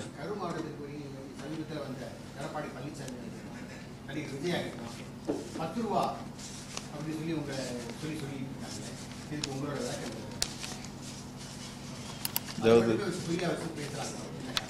அதாவது அரசியல் ரீதியா கருத்துக்களை முன்வைக்க நினைச்சவங்க அது எடுபடலை.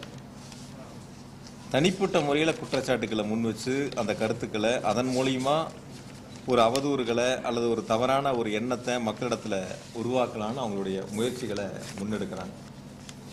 நான் பொதுவாக இது அரசியல் இயக்கங்களுக்கு எல்லாத்துக்கும் சேர்ந்து பொதுவான ஒரு கருத்தை இருக்கக்கூடிய சூழல், இப்போ அந்த துறையில் என்னிடத்துல இல்லை, இப்போ நான் அதுலேருந்து வெளில வந்திருக்கேன். இருந்தாலும் சொல்ல வேண்டியது என்னுடைய கடமை. இப்போ அதிமுக பொதுச் செயலராக இருக்கட்டும் அல்லது இப்போ வந்த அரசியல் கட்சியினுடைய தலைவராக இருக்கட்டும், 2016 21 வரைக்கும் இது போன்ற ஒரு சம்பவங்கள், அதாவது டாஸ்மாகில் 10 ரூபாய்க்கு கீழே கூடுதலாக வசூலிக்கப்பட்ட அது சம்பந்தமான புகார்கள் நடவடிக்கை எடுக்கப்பட்டது 7540. இப்போ போன அதிமுக ஆட்சியில் 10 ரூபாய்க்கு மேலே கூடுதலாக வசூலிக்கப்பட்டு நடவடிக்கை எடுக்கப்பட்டது 8666. இது கடந்த அதிமுக ஆட்சியில். வசூல் பண்ண அபராத தொகை ஏறத்தாழ 14 கோடி ரூபாய் அந்த ஆட்சியில் வசூல் பண்ணியிருக்காங்க. அபராத தொகைகள் இந்த மாதிரி கூடுதல் விலைக்கு விற்றவர்கள் மீது நடவடிக்கை எடுத்து அபராத தொகையை வசூலிச்சிருக்காங்க. 2021 பிறகு திமுக ஆட்சியில் இதன் மீது எடுக்கப்பட்ட நடவடிக்கை, அதாவது 10 ரூபாய்க்கு கீழே தொடுக்கப்பட்ட விசாரித்து எடுக்கப்பட்ட நடவடிக்கை 18,253 விசாரிக்கப்பட்டு நடவடிக்கை எடுக்கப்பட்ட புகார்கள். அதேபோல் 10 ரூபாய்க்கு மேலே 2,356 இது நடவடிக்கை எடுக்கப்பட்டு 8,51,00,000 ரூபாய் அவர்களிடமிருந்து அபராதமாக வசூலிக்கப்பட்டிருக்கின்றன. நான் கொஞ்சம் வெளிப்படையாகவே உங்கள்கிட்ட சொல்கிறேன். நான் இப்போ இந்த 5 வருஷத்தில் இது போன்ற புகார்கள் வருகின்ற பொழுது அந்த கூடுதல் தொகை ஒருவருக்கு செல்லுகிறது என்று சொன்னால், கடந்த 5 ஆண்டு அதிமுக ஆட்சியில் இது போன்று கூடுதலாக வசூலிக்கப்பட்ட தொகை எடப்பாடி பழனிசாமிக்கு சென்றது. அப்போ இன்று முதல் எடப்பாடி பழனிசாமி 10 ரூபாய் பழனிசாமி என்று அழைக்கப்படலாம். நான் யதார்த்தமாக சொல்கிறேன். இதே சூழல் தான் கடந்த அதிமுக ஆட்சியிலே இருந்துச்சு. இதே போல தான் நடவடிக்கைகள் எடுக்கப்பட்டிருக்கு. அதை விட கடுமையான நடவடிக்கை இப்பொழுது எடுக்கப்பட்டிருக்கு. அவங்க எடுத்த விட 2 மடங்கு புகார்களுக்கு நடவடிக்கை எடுக்கப்பட்டு அபராதம் வசூலிக்கப்பட்டிருக்கு. அப்போ கடந்த ஆட்சியில் இருக்கப்பட்டது இப்போ நீங்கள் வசூல் பண்ணது ஒருத்தருக்கு போகுது அப்படின்னு நீங்கள் சொல்லி அவங்களுடைய பேச்சுக்கள் இருந்தால், அப்போ அவங்களுடைய கருத்து அவங்க ஆட்சியில் வசூலிக்கப்பட்டது அவருக்கு போயிருக்கும். அவர் அதை ஒத்துக்கணும். யாராவது ஒருவர் டாஸ்மாகில் பணிபுரியக்கூடிய ஒரு எம்ப்ளாயி தொழிலாளி, நாங்கள் இது போன்ற சம்பவங்களில் எங்கள் இடத்துல இப்படி ஒரு தவறுகள் நடக்குது, கேட்குறாங்க, பண்ணுறாங்கன்னு யாராவது ஒருத்தர் புகார் சொன்னாங்களா? அரசியலுக்காக அரசின் மீது புழுதி வாரி தூற்ற வேண்டும் என்ற ஒரு தீய நோக்கத்தோடு எதிர்க்கட்சி தலைவர், அரசின் மீது குற்றச்சாட்டுகளை சொல்ல முடியாதவர், இது போன்ற ஒரு முன்னெடுப்புகளை எடுப்பதற்கு முயற்சி எடுக்கிறார். எனக்கு தெரியும், என்னை பற்றி என்னுடைய மக்களுக்கும், என்னுடைய தொகுதி மக்களுக்கும், மாவட்ட மக்களுக்கும் நான் எப்படிப்பட்டவன் என்று, எப்படி மக்களிடத்தில் பழகுகிறேன் என்று என்னுடைய தலைவருக்கு தெரியும். என்னுடைய குணங்கள் என்ன, என்னுடைய செயல்பாடுகள் என்னன்னு சொல்லி இவர் எனக்கு சான்றிதழ் கொடுக்க வேண்டியதில்லை. இவர் அப்படி இருந்தால் இவரே வழக்கு தாக்கல் செய்யலாம். இது போன்ற தவறுகள் நடக்குதுன்னு இவரே வழக்கு தாக்கல் செய்யலாம்.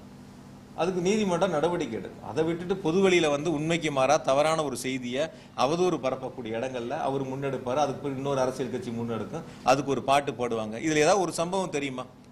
அந்த பாட்டு பாடினவர் ஏதாவது இது மாதிரி இப்படி ஒரு சூழல் கீழே இருக்குன்னு ஏதாவது தெரியுமா? போன 5 வருஷம் என்ன நடவடிக்கை எடுத்தாங்கன்னு தெரியுமா? இந்த 5 வருஷம் என்ன நடவடிக்கை எடுத்திருக்குன்னு நேற்று பாட்டு பாடின அரசியல் தலைவருக்கு தெரியுமா? எதுவுமே பொதுவெளியில் என்ன நடக்குதுன்னே தெரியாதவங்க ஏதோ கொடுக்கறத அந்த இடங்கள்ல ஒரு பாட்டா பாடி பண்ணணுங்கிறதுல மொத்தம் 19 நிமிஷத்துல 10 நிமிஷம் பேசிட்டு இப்போ இது போன்ற ஒரு பேர் இழப்பை உருவாக்கியிருக்காங்க. அதனால நான் இன்னும் கூட சொல்றேன். நான் அதுல அந்த போடப்பட்ட இப்போ வழக்கு ஒன்று போட்டிருக்காங்க. அது நீதிமன்றத்தில் இப்போ விசாரணையில் இருக்கு. மொத்தம் அதில் போட்டதே 41 வழக்கு. ஏற்கனவே இது போன்ற புகார்கள் வழக்கு பதிவு செய்யப்பட்டது. அதில் 34 வழக்கு கடந்த அதிமுக ஆட்சியில் போட்டது. இடி எடுத்திருக்கிற கேஸில் 34 கேஸ் போன அதிமுக ஆட்சியில் போடப்பட்ட கேஸ். 7 கேஸ் தான் 2021 பிறகு திமுக ஆட்சியில் போடப்பட்ட கேஸ். ஆனால் விசாரணை போன ஆட்சியை பற்றி விசாரிக்காமல் இப்போ இருக்கக்கூடிய நிகழ்வு மட்டும் விசாரிப்பதாக நீதிமன்றத்தில் வழக்கு. நீதிமன்ற வழக்கு முடியிட்டு இது சம்பந்தம் இன்னும் முழு விவரங்களை சொல்கிறேன். நீங்கள் அந்த கருத்தை கேட்டதுனால என்ன நடவடிக்கைகள் எடுக்கப்பட்டிருக்கு, 2 மடங்கு அது மீது கடுமையான நடவடிக்கை எடுக்கப்பட்டு துரிதமாக நிர்வாகம் செயல்பட்டிருக்கு. வரக்கூடிய நாட்களில் இது போன்ற தவறுகள் இருக்கக்கூடாதுங்கிறதுக்காக தான் இந்த மாதிரி கடுமையான நடவடிக்கைகள் எடுக்கப்பட்டிருக்கு.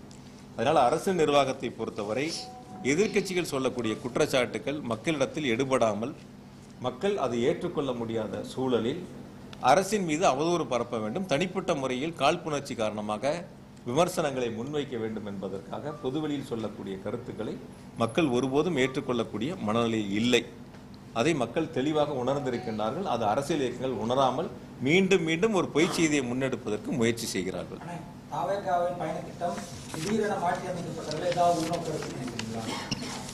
நிறைய பேர் இப்போ கேள்வி கேட்டப்ப கூட சொன்னேன் நான், இது நீங்கள் அவங்க கிட்ட கேட்கணும். ஏங்க திடீர்னு தள்ளி வச்சிங்க, ஏங்க 7 மணி நேரம் லேட்டாக வந்தீங்க, ஏங்க 12 மணிக்கு பேசுறாருன்னு சொல்லி 3 மணிக்கு காவல்துறையில் கடிதம் கொடுத்தீங்க, 7 மணி நேரம் காலதாமதம் எதனால 1 மணி நேரம் வாகனத்துக்கு உள்ளே போய் அமர்ந்துக்கிட்டீங்க, எதனால் லைட் ஆஃப் பண்ணீங்க, ஏன் கூட்ட நெரிசலுக்குள்ளே வண்டியை கொண்டு போய் கட்டாயப்படுத்தி உள்ளே கொண்டு போய் நிறுத்துனீங்க, கூட்ட நெரிசலுக்கு முன்னாடியே நிறுத்தியிருக்கலாமே, கூட்டம் ஆரம்பிக்கும் போதே சீட்டு வண்டியோட முன் சீட்லையோ அல்லது மேலேயே நின்று பொதுமக்களை பார்த்து கையாட்டி இருக்கலாமே, கையெச்சரிக்கலாமே, இதெல்லாம் ஏன் செய்யலைன்னு அவங்கள பார்த்து கேட்க வேண்டிய கேள்வி, அதற்கு பதில் சொல்ல வேண்டிய கடமை பொறுப்பையும் அவங்களுக்கு இருக்கு. அவங்களுக்கு இருக்கு.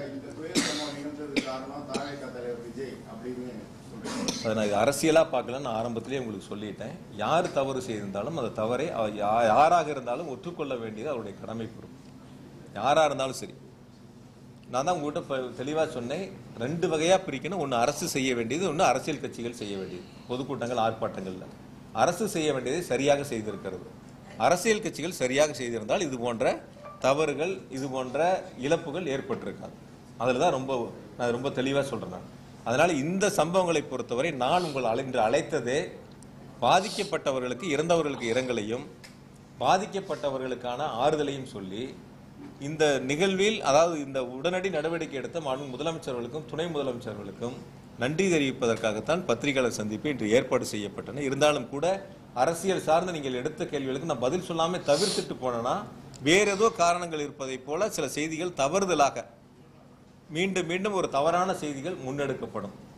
ஆகையால் இப்போ சமூக வலைத்தளங்களில் வரக்கூடிய பதிவுகள் நீங்கள் கேள்வியாக கேட்பது கூட, அந்த சமூக வலைத்தளங்கள் பதிவிடக்கூடியவர்கள் விசாரணை ஆணையத்தின் முன்பு அவருடைய ஆதாரங்களை கொடுத்து இது போன்ற தவறுகள் இருக்கிறது என்று சொன்னால் விசாரணை ஆணையம் தெளிவாக விசாரித்து நடவடிக்கை எடுப்பதற்கு ஏதுவாக இருக்கு.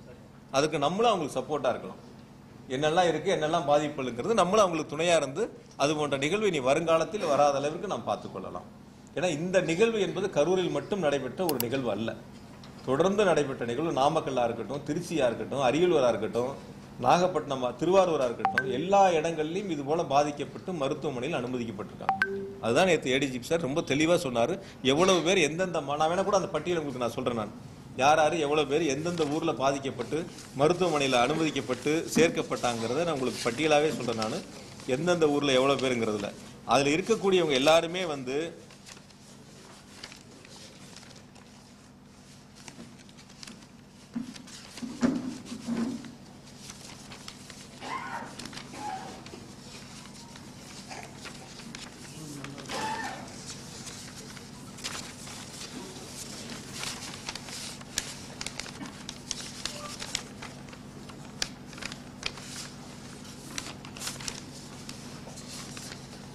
நாமக்கல்ல 45 பேர் பாதிக்கப்பட்டு மருத்துவமனையில் சேர்க்கப்பட்டது. நாமக்கல்ல 45. இப்படி திருவாரூர் தொடங்கி மதுரையிலிருந்து உயிரிழப்புகள் வரைக்கும் தொடர்ந்து நடந்திருக்கு. அப்போ இது போன்ற ஒரு பாதிப்புகள் ஏற்படுறது எல்லா ஊர்லேயும் நடந்திருக்கு. எந்த ஊர்லேயும் நடக்கல. நான் தான் ஆரம்பத்திலேயே சொன்னேன். சார் நீங்கள் இல்லை சார், நீங்கள் தான் சார் செய்திகள் போடுறீங்க, நீங்கள் தானே செய்தி பிரேக்கிங் நியூஸே போடுறீங்க. நான் இன்னும் கூட உங்கள்கிட்ட கொஞ்சம் வெளிப்படையாக சொல்லட்டுமா? அதாவது ஒரு அரசியல் கட்சி குழந்தைகள் அழைச்சிட்டு வர வேண்டாம்னு ஒரு செய்தி போடுறாங்க, ஒரு அறிக்கை கொடுக்குறாங்கன்னு வச்சுக்கோங்க. ஆனால் அந்த தொலைக்காட்சியில் நீங்கள் என்ன பண்ணுறீங்க, குழந்தைகளை தூக்கி தோளில் வச்சுருக்கிறது, குழந்தைகள் மேலே மப்ளர் கட்டி இருக்கிறது, இதெல்லாம் ரொம்ப பெருசாக மிகைப்படுத்தி நான் இன்னும் கூட உங்கள்கிட்ட நான் வெளிப்படையாக கேட்டேன். ஒரு அரசியல் கட்சி தலைவர் வீட்டில் கிளம்புறதுலேருந்து கூட்ட மேடைக்கு வர்ற வரைக்கும் பொதுவாக நீங்கள் லைவ் போடுறீங்க, அது உங்களுடைய பொறுப்பு, நீங்கள் போட்டுக்கிறீங்க, வேண்டாம்னு சொல்லலாம்.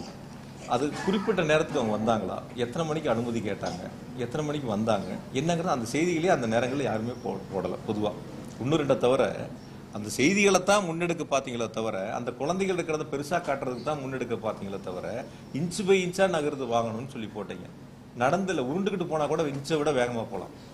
ஆனால் அந்த வண்டிக்கு முன்னாடி எவ்வளோ நடந்து போனாங்கன்னு பார்த்துருப்பீங்க. நீங்கள் ஒரு தேர் திருவிழாவில் கூட இன்னும் கொஞ்சம் வேகமாக போவாங்க. அந்த வண்டிக்கு முன்னாடி நடந்து போனவங்க எப்படி போனால் நீங்கள் லைவ்ல எல்லாரும் பார்த்தீங்க. இன்ச்சு பை இன்ச்சாக போகுது.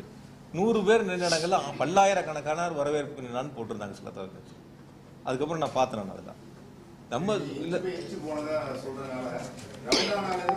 போலீஸ் அதனாலதான் எல்லாம் ஃபுல் டிராபிக் ஜாம் ஆயிடுச்சு பெங்களூர் ரோடு எல்லா ரோடுமே.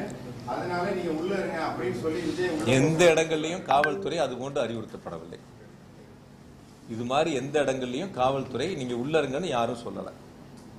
காவல்துறை சொன்னது ஒன்னே ஒன்று, அந்த கூட்ட நெரிசலா இருக்கு, உள்ள போக வேண்டாம், வாகனங்களை உள்ள எடுத்துக்கிட்டு போனா இன்னும் நெரிசல் அதிகமாகும், அதனால முன்னாடியே நிறுத்தி பேசலாம்னு தான் அவங்க சொன்னாங்க. காவல்துறை நீங்க உள்ள போங்கன்னு எந்த இடங்கள்லையும் யாரும் சொல்லவில்லை. அப்படி ஒரு தகவல் இது வரைக்கும் இல்லை. இருந்திருந்தா நிச்சயமா அப்படி ஒரு கேள்வி முன்வைக்கப்பட்டிருக்கும். அதனால நீங்க தொலைக்காட்சிகளா இருந்தாலும், லைவ் பண்றவங்களா இருந்தாலும், சோசியல் மீடியாவா இருந்தாலும் இருக்கக்கூடிய சூழலை யதார்த்தமாக சொல்ல வேண்டியது நம்முடைய கடமை பொறுப்பு. தம்பி கூட கேட்டாப்ல இந்த மாதிரி வருதுன்னு சொல்லி. பாசிட்டிவ் 100 இருக்கு, நெகட்டிவ் 10 இருக்கு. அந்த நெகட்டிவ் அரசின் மீது காழ்ப்புணர்ச்சிகரமாக சொல்லக்கூடிய கருத்துக்களாக கூட இருக்கலாம், அல்லது ஒன்று ரெண்டு அதில் சரியாக கூட இருக்கலாம்.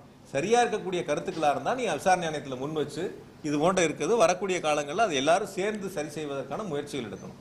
ஆனால் என்னை பொறுத்தவரை நான் சொல்வது, மீண்டும் ஒரு முறை உங்களிடத்தில் இறுதியாக சொல்வது, ஒரு அரசு என்பது பாதுகாப்பு கொடுக்கும், கேட்கக்கூடிய இடங்களுக்கு அனுமதி பரிசீலித்து கொடுக்கும்.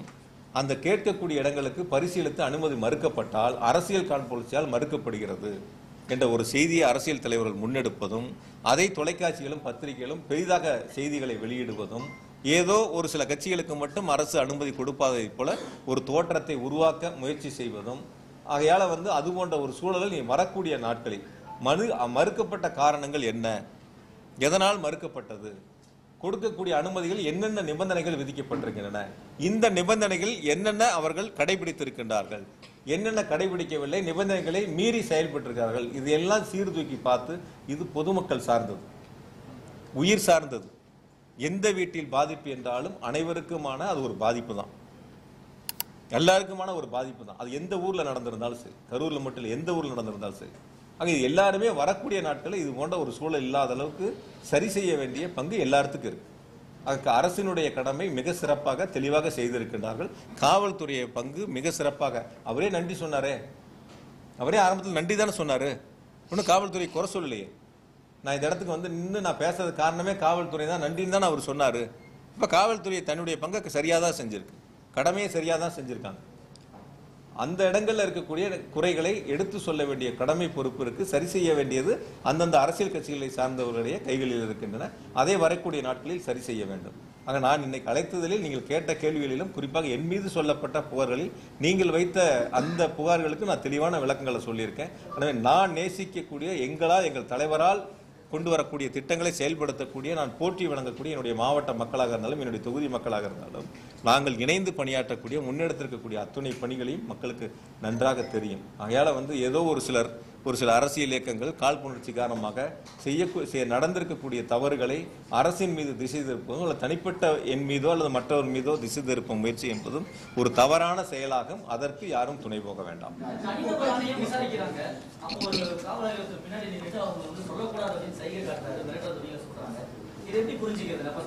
எனக்கு நீங்க சொன்ன வீடியோ நான் பார்க்கல, அது எந்த இடத்துல நடந்துச்சுன்னு எனக்கு தெரியல. அப்படியா, எனக்கு அப்படி இருந்துச்சுன்னா நீங்க எனக்கு அனுப்பிச்சு விடுங்க.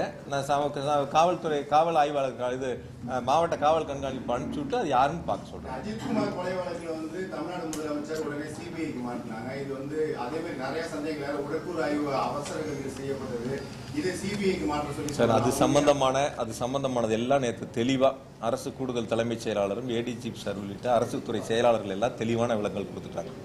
மிக தெளிவான விளக்கங்கள் நேற்று முழுவதுமாக கொடுக்கப்பட்டிருக்கின்றன. எனவே இன்று சொல்லப்பட்டிருக்கக்கூடிய கருத்துக்களில் நான் முன்வைத்திருக்கக்கூடிய நீங்கள் கேட்ட கேள்விகளில் மிக தெளிவான விளக்கங்கள் இருக்கின்றன. எனவே என்னை பொறுத்தவரை இனிமேல் வரக்கூடிய நாட்களில் எந்த தொலைக்காட்சிகளும் பத்திரிகைகளும் சீர்தூக்கி பார்த்து இடங்கள் ஒதுக்கப்பட்டதில் தொடங்கி பாதுகாப்புகள் வரை அரசினுடைய நடவடிக்கை சிறப்பாக இருக்கிறது என்பதையும் கவனத்தில் கொள்ள வேண்டும். எந்த அரசியல்கள் கூட்டம் நடத்தினாலும் அவருடைய பங்கு என்பதை சொல்ல வேண்டிய கடமை பொறுப்பும் உங்களிடத்தில் இருக்கின்றன. இந்த அரசு இதை செய்யும், அரசியல் கட்சிகள் இதை செய்ய வேண்டும், அந்த கடமைகள் சரியாக நடந்ததா என்பதை ஒரு விவாதமாக எடுத்து கூட நீங்கள் அதற்குடைய கருத்துக்கள் சொல்ல வேண்டியது உங்களுடைய பொறுப்பாக இருக்கலாம். ஆக நடந்திருக்கக்கூடிய சம்பவங்கள் ஒரு துயர சம்பவம். அந்த துயர சம்பவங்களில் இனி வரக்கூடிய நாட்கள் இது போன்ற துயரங்கள் இல்லாத அளவிற்கு அனைவரும் சேர்ந்து முன்னெடுக்க வேண்டும். எனவே மீண்டும் ஒரு முறை இப்படிப்பட்ட ஒரு துயர சம்பவத்தில் இரவோடு இரவாக கரூருக்கு வருகை தந்து ஆறுதலை சொல்லி அனைத்து நடவடிக்கைகளும் எடுப்பதற்கு பல்வேறு மாவட்டங்கள், திருச்சி மாவட்ட ஆட்சித்தலைவர், திண்டுக்கல் மாவட்ட ஆட்சித்தலைவர், பல்வேறு மாவட்டங்களிலிருந்து மருத்துவ குழுக்கள், அதற்கான முழு ஏற்பாடுகளையும் செய்த முதலமைச்சர் அவர்களுக்கும் துணை முதலமைச்சர் அவர்களுக்கும் மாவட்ட மக்களின் சார்பாகவும் எங்களது சார்பாகவும் நன்றியை இந்த நேரத்தில் தெரிவித்துக் கொள்கிறோம். அரசியல் இயக்கங்களை சார்ந்தவர்கள் வந்திருக்கின்றார்கள், நல்லெண்ணத்தோடு அவர்களுக்கும் இந்த நேரத்தில் நாங்கள் நன்றியை தெரிவித்துக் கொள்கின்றோம். இனி கரூர் மாவட்டம் என்பது இது போன்ற நிகழ்வு இல்லாத அளவிற்கு, தமிழ்நாடும் என்பது இது போன்ற நிகழ்வு இல்லாத அளவிற்கு அனைவரும் சேர்ந்து உருவாக்கப்பட வேண்டும். நிவாரணத்தை பொறுத்த வரைக்கும் சில நேரங்கள் நேற்று கூட சில நேரங்கள் சொன்னாங்க, பாதிக்கப்பட்ட அந்த கரூர் மாவட்டத்தில் 41 பேர்ல 10 பேர் வேறு மாவட்டங்கள், கரூர் மாவட்டத்தை சேர்ந்தவங்க இறந்தவங்க 31 பேர். 31 குடும்பங்களுக்கும் நாங்களே நேரில் சென்று இரங்கலை சொல்லி அவர்களுக்கான அந்த உதவித்தொகை முதலமைச்சர்கள் கொடுத்த 10 லட்சம் ரூபாய்க்கான அந்த நிதி உதவியை வழங்கிவிட்டு வந்திருக்கின்றோம். அதனால யாருக்கும் அதுல பாக்கி இல்லை. காயமடைந்தவர்களுக்கு நேற்று 5 பேருக்கு கொடுத்துருக்கிறோம். மீதி இருக்கிறவங்களுக்கு இப்போ தயார் பண்ணிட்டு இருக்கோம். ஒரே ஒரு கேள்வி முக்கியமா இறுதியா, இதற்கு முன்பு நடந்த சம்பவம் கள்ளச்சாராயம் மற்ற சம்பவத்தெல்லாம் அதிகாரிகள்லாம் மாற்றப்பட்டாங்க, அவர்கள்லாம் பணியிடை நீக்கம் இதெல்லாம். இந்த சம்பவத்துல இந்த மாதிரி தடுத்துக்கலாம் எல்லாரும் சொல்றாங்க. அதை சார் நீங்க ஒரு விஷயம் பதிலீங்க. எல்லாரும் சொல்றாங்க. எல்லாரும் யாருங்க? இதை தவறாவே சொல்லிட்டு இருக்கீங்க. எல்லாரும் யாருங்க? எல்லாரும் நீங்க ஒரு விஷயம் புரியுங்க. எல்லாரும் சொல்றாங்க உங்களுக்கு வேண்டியப்பட்டவங்க பிஜேபி சார்ந்தவங்க, அதிமுக சார்ந்தவங்க, டிவிகே சார்ந்தவங்க, இந்த மாதிரி ஒரு அரசியல் கட்சியை சார்ந்தவங்க சொல்ற கருத்துல எல்லாருமா? எல்லாருன்னா யாரு? மக்கள் தாங்க எல்லாரும். எல்லாரும் சொல்றாங்க. நீங்க சமூக வலைத்தளத்துல பாருங்க, டிவி விவாதத்துல பாருங்க, பொதுமக்கள் சொல்லக்கூடிய கருத்துக்கள் பாருங்க, எவ்வளவு பேர் என்னென்ன சொல்லியிருக்கான்னு பாருங்க. நீங்க அதாவது என்னன்னா பொதுவா என்ன ஒரு லோக்கல் பொதுவா நீங்க என்ன எடுத்துக்கிறீங்கன்னா இப்ப தம்பி கேட்ட மாதிரி தான் 10 பேர் ஒரு நெகட்டிவா சொன்னாங்கிறது அது ஒரு செய்தியாக கூட நீங்க அது ஒரு கேள்வி எடுக்கிறங்கிறது அது இருந்தா கூட நாங்க சரி செய்யறோம்னு தான் சொல்றோம். 10 பேர் சொல்லக்கூடிய கருத்தா இருந்தாலும் நாங்க செவி சாய்க்கிறோம் தான் சொல்றோம். அது எடுத்து நடவடிக்கை எடுக்கிறது தான் சொல்றோம். அதுல அரசு எந்த விதமான மாற்று கருத்தை நாங்க சொல்லல. அதனால எல்லாரும் சொல்றாங்க அப்படிங்கிறதே ஒரு அரசியல் கட்சி சொல்லக்கூடிய கருத்துக்கள், ஒரு அரசியல் கட்சி சார்பாக முன்வைக்கக்கூடிய கருத்துக்கள் எல்லாருடைய கருத்துக்கள் அல்ல. அது அவர்களுக்கான கருத்துக்கள். அது அவருடைய பங்கா இருக்கலாம். அது அவங்க நம்ம பாராட்டுன்னு நினைக்கிறது நம்மளுடைய தவறு. அது எப்படி ஒரு எதிர்கட்சி நம்மளை பாராட்டுவாங்க? எப்படி ஒரு எதிர்கட்சி இது சிறப்பாக செஞ்சாங்கன்னு எப்படி சொல்லுவாங்க? இப்போ அவங்க அந்த இடத்துல அரசியல் செய்யணும், அதுக்கான கருத்துக்களை அவங்க முன்னெடுப்பாங்க. அதுதான் இருக்கக்கூடிய ஒரு யதார்த்தமான சூழல். அரசு எந்த அளவுக்கு செயல்பட்டது, முதலமைச்சர் எந்த அளவுக்கு விரைந்து நடவடிக்கை எடுத்தாங்க, இதில் அரசினுடைய பங்கு எந்த அளவுக்கு மிக சிறப்பாக இருக்கு, எந்த அளவுக்கு மக்கள் பாதிக்கப்பட்ட மக்களுக்கு உரிய நேரத்தில் அரசு உதவிகளை செய்தது என்பதுதான் நீங்க முதல்ல நின்று கவனிக்க வேண்டிய ஒரு பங்கு. எதனால் இந்த நிலைமை ஏற்பட்டது, யாரால் இந்த நிலைமை ஏற்பட்டது, யாரிடத்தில் இந்த கேள்விகளை கேட்கணும். 5 கேள்வி முன் வச்சிருக்கணும். அங்க 12 மணிக்கு கூட்டம்னு அறிவிச்சு 3 மணிக்கு லெட்டர் கொடுத்துருக்கீங்க. நீங்களே பவரை கட் பண்ணி சொல்லி லெட்டர் கொடுத்துருக்கீங்க. ஆனா நீங்களே 7 மணி நேரம் லேட்டா வந்திருக்கிறீங்க. லேட்டா வந்தது இல்லாம 500 மீட்டருக்கு முன்னாடியே வண்டிக்குள்ள போயிட்டீங்க. 500 மீட்டர் வரைக்கும் வண்டிக்கு வெளியில வரல, வண்டிக்கு மேலையும் வரல. கூட்ட நெரிசல் இருக்குன்னு காவல்துறை சொல்லியும் வண்டி உள்ள கூட்ட நெரிசலுக்குள்ள வண்டியை கொண்டு போய் உள்ள சேர்த்திருக்கிறீங்க. உங்களுடைய பாதுகாவலரோ உதவியாளரோ மேல பொதுமக்கள் பாதிக்கிறாங்க, பெண்கள் சாஞ்சி விழுங்குறாங்கன்னு சொன்னதுக்கு அப்புறமும் நீங்க பேச்ச தொடர்றீங்க. நீங்களே ஆம்புலன்ஸை கூப்பிடுறீங்க. ஆம்புலன்ஸ் வந்த பிறகு நீங்க போறியா நண்பான்னு கேட்கறீங்க. அந்த ஆம்புலன்ஸை நீங்களே அனுப்புறீங்க. அங்க ஆம்புலன்ஸ் எங்க இருந்து வந்ததுன்னு நீங்களும் ஒரு கேள்வி கேட்கறீங்க. அங்க இது எல்லாம் யார் இடத்தில் கேட்க வேண்டிய கேள்வி, இதெல்லாம் யார் விளக்கம் சொல்ல வேண்டிய இடத்தில் இருக்கிறார்கள். அப்ப அவங்க கிட்ட இந்த கேள்வி எல்லாம் முன் வச்சு அந்த அவங்களை நீங்க தொடர்பு கொண்டு இதற்கெல்லாம் உங்களுடைய விளக்கங்களை சொல்லுங்க. 7 மணி நேரம் ஏன் லேட் ஆச்சு, ஏன் நீங்க வண்டிக்குள்ள 500 மீட்டருக்கு முன்னாடி உள்ள போனீங்க, வண்டி கொண்டை நிறுத்தி 10 நிமிஷம் வரைக்கும் ஏன் மேல வரல, இதெல்லாம் அவர்களிடத்தில் கேட்டு அவர்கள் சொல்ல வேண்டிய நிவர்த்தி செய்ய வேண்டிய பொறுப்பு அவங்க இடத்துல இருக்கு. நான் இப்பொழுதும் இறுதியா சொல்றேன், அரசியலாக இதை எடுத்துக்கொள்ள வேண்டாம். யார் தவறு செய்தாலும் தவறு தான். அந்த தவறுகளுக்கு யார் தவறு செய்தார்களோ அவர்களை பொறுப்பெடுத்துக் கொள்ள வேண்டும். அது எந்த கட்சியா இருந்தாலும் சரி. அரசு இதில் மிக தெளிவாக நிதானமாக ரொம்ப பொறுமையாக அனைத்து நடவடிக்கைகளும் எடுத்திருக்கின்றன. பாதுகாப்பிலும் அரசை பொறுத்தவரை காவல்துறையை பொறுத்தவரை சிறப்பாக செயல்பட்டு இருக்கின்றார்கள். அதற்கு அந்த கட்சியினுடைய தலைவர் பேசும் பொழுது சொன்ன நன்றியை அவர் சொல்லியிருக்கிறார்.